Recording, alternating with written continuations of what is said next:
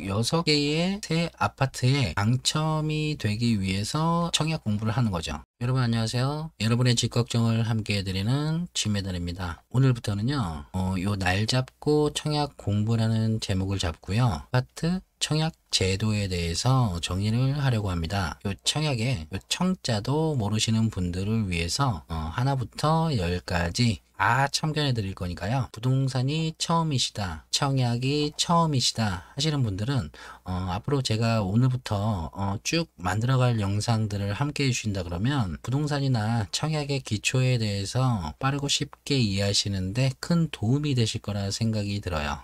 이왕 들어오신 거 앞으로 쭉 함께 하시죠.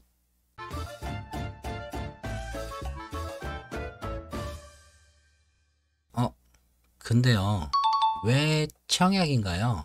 자, 내가 집을 사겠다 마음 먹었어요. 그러면 생각해 볼 수 있는 집을 살 수 있는 수단들일 텐데요. 자, 매매가 있을 거고요. 경매가 있을 거고, 분양이 있을 거고, 입주권이나 분양권을 사시는 방법이 있겠죠. 자, 이 경매부터 간단히 말씀드리자면, 내가 이 집을 살 때 대출을 받았겠죠. 어디에? 은행에. 은행에서는 대출금을 빌려주는 대신 이 집을 담보로 잡고 여기에 저당권이라는 것을 설정하게 돼요. 여러분들께서 집을 사신 경험이 있다 그러면 등기사항 증명서라고 하죠. 이 등기에 을구에 보시면 뭐뭐뭐뭐 은행 저당권 설정 등기가 기입되게 되는데요. 거기에 이제 채권 최고액 뭐 얼마 이렇게 써져 있는 거 보셨죠? 은행에서는 요 소유자가, 은행 입장에서는 채무자겠죠. 채무자가 이자를 제때 상환하지 않으면 불안하기 때문에 빨리 이 집을 팔아서 대출금을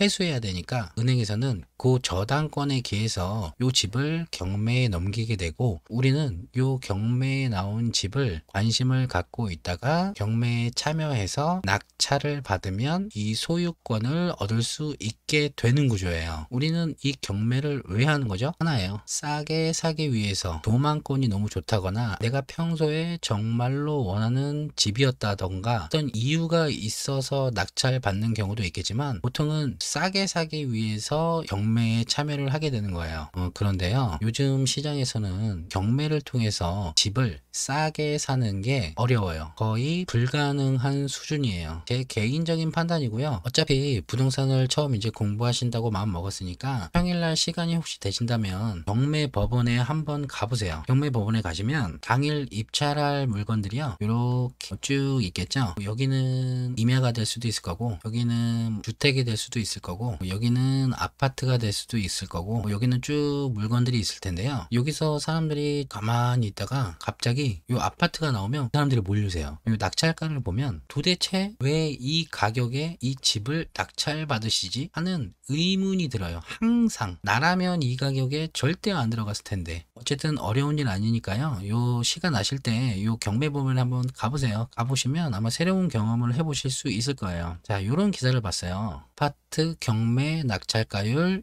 역대 최고. 수치는 의미가 없을 것 같고요. 일단 역대 최고. 경매에 사람들이 많이 몰린다는 얘기죠. 아파트가 경매에 나왔는데 여기 좀 괜찮다 싶으면 기본적으로 100%는 넘어가는 것 같아요. 이 자료를 만들다가 이 사례를 몇 개 뽑아드리려고 했는데, 이 사례를 뽑아드리면 또 지역을 언급해야 되기 때문에 지역적 언급은 안 하려고 하고 있어요. 당분간은. 그래서 예시는 안 뽑아왔는데 어쨌든 현 시점에서 경매로 아파트를 싸게 낙찰받기는 힘들다. 자, 그래서 경매는 제외했고요. 그러면 이렇게 남겠죠. 분양권을 간단히 설명드릴게요. 어떤 분이 청약을 신청하셔서 아파트에 당첨이 되신 거예요. 그러면 분양 계약이란 걸 하겠죠. 분양 계약을 하게 되면 이분은 나중에 이 아파트가 다 지어졌을 때 이 아파트에 입주를 할 수 있는 권리가 생겨요. 요거를 우리는 분양권이라고 하죠. 요 분양권을 계약을 하고 입주하기 전에 사고 팔고 하는 행위를 전매라고 해요. 전매 행위가 이제는 제한이 돼요. 전매가 안 된다는 거죠. 일단 전매 제한이라는 게 있는데, 그래서 앞으로 분양권은 거래가 힘들다. 그래서 이제 분양권을 제외하면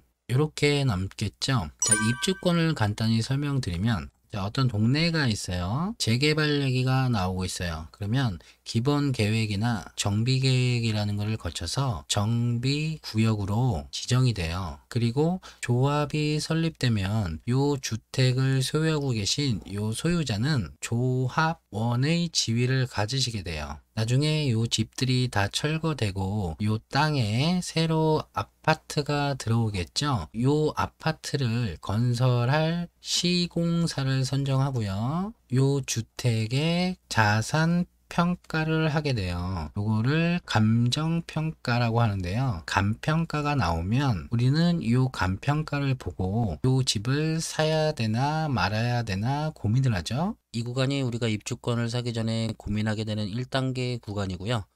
다시 돌아가서 이 집의 소유자가 조합원의 지위를 취득하면 이 집들이 철거가 되고 이 아파트가 다시 새로 지어지면 조합원으로서 이 아파트에 입주할 수 있는 권리가 생기는데 이 권리를 입주권이라고 해요. 그리고 우리는 이 입주권을 보고 요 조합원의 지위를 사는 거죠. 이렇게 4명의 조합원이 있다. 그리고 새로 지어질 아파트는 10세대다. 그러면 조합원 4분이 나중에 동호수 추첨을 해서 여기나 4개를 가져가셨어요. 그러면 6개가 남겠죠? 요 4개를 가져가는 물량을 조합원 분양이라고 하고요. 이 남은 6개는 이분들이 청약 통장을 써서 일반 분양을 받게 되는 거예요. 그래서 요거를 조합원 분양, 요 6개를 일반 분양, 청약 공부를 하는 이유가 요 청약 공부를 해서 요 6개의 새 아파트에 당첨이 되기 위해서 청약 공부를 하는 거죠. 주권에 대한 개념은 파악하셨죠?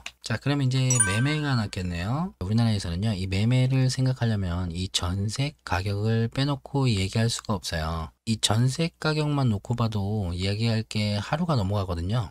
그런 얘기 들어보셨죠? 매매가를 끌어올린다. 전세 물량이 씨가 마르고 있죠. 부동산은 수요와 공급에 의해서 부동산뿐만 아니라 모든 재화와 서비스는 이 수요와 공급에 의해서 가격이 결정되거든요. 전세 가격이 계속 오르면 전세 수요자는 매매로 전환을 하게 돼요. 내가 전세를 계속 사느니 그 가격이면 전세가 계속 오르는데 이 가격이면 그냥 나도 하나 사고 말자. 매매로 생각을 바꾸게 되는데 그러면 매매 가격은 또 오르게 되는 거죠. A란 다주택자가 집을 하나, 둘, 세 채 가지고 있는데 아빠는 여기 사시고 엄마는 여기 사시고 아들은 여기 살고 이러진 않을 거 아니에요. 보통 한 집에 거주하시고 요 두 집은 전세를 준단 말이죠. 요 분은 다주택자가 되시고 나라에서는 요 다주택을 규제하는 거죠. 한 사람이 한 집만 가져라. 이분이 이 두 집을 팔면 이 집을 사시는 분은 실수요자가 되겠죠. 그러면 실수요자,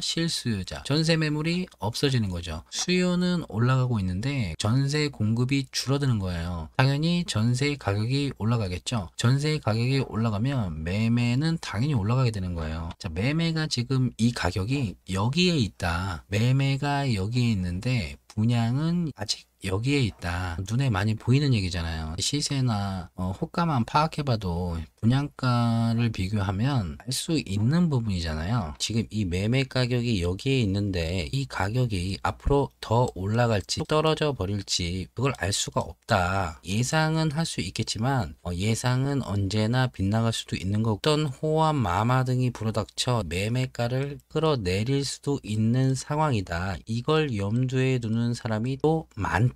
여기에 위치한 매매가가 비싼 건지 여기에 있는 분양가가 싼 건지 아직은 알 수 없다. 얘가 비싼 거라면 내려가겠고 얘가 싼 거라면 올라가겠고 둘 중에 하나일 텐데 매매가는 지금 여기 있는데 분양가는 여기서 시작을 해 주니까 이 부동산이 나중에 침체해서 우려스러운 상황이 오더라도 이 분양을 통해서 새 아파트를 들어가거나 입주권을 취득해서 새 아파트에 들어간다면 우리의 이 자랑스러운 새 아파트는 이 가격을 어느 정도 감당해 줄 것이다. 그래서 우리는 분양을 받는 것이다. 결론 이거예요. 왜 청약인가요?